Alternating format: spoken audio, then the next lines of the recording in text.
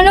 বাড়িতে কোনো অনুষ্ঠান হচ্ছে নাকি? দেখ তো ছবিটা, এটা সুন্দর না? কার ছবি এটা? রুদ্র রে এই মেয়ের পাত্র হিসাবে সাব্যস্ত করছে। বিয়ের অনুষ্ঠানের আগ পর্যন্ত তোমার কিন্তু ঢাকায় ফেরা হচ্ছে না। তুমি এই কয়েকদিন গ্রামেই থাকবে, আর তোমার বাবা মা 2-1 দিনের মধ্যে গ্রামে চলে আসবে, ঠিক আছে? এই দাঁড়াও দাঁড়াও দাঁড়াও, কোথায় যাচ্ছ? যে গ্রামের শেষে যে নদীর তীরটা আছে না, ওখানে যাবো। আমি এখন যেতে পারবো না, বিয়ের বাজার করতে হবে। এখন বিয়ে খুব বড় হয়ে গেছে, তাই না? আমার কাজ আছে, আমি আসি।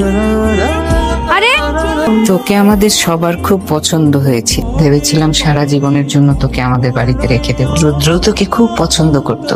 তার মানে আমি ওকে রিজেক্ট করছি, এই জিদ থেকেও বিয়েতে রাজি হয়েছে।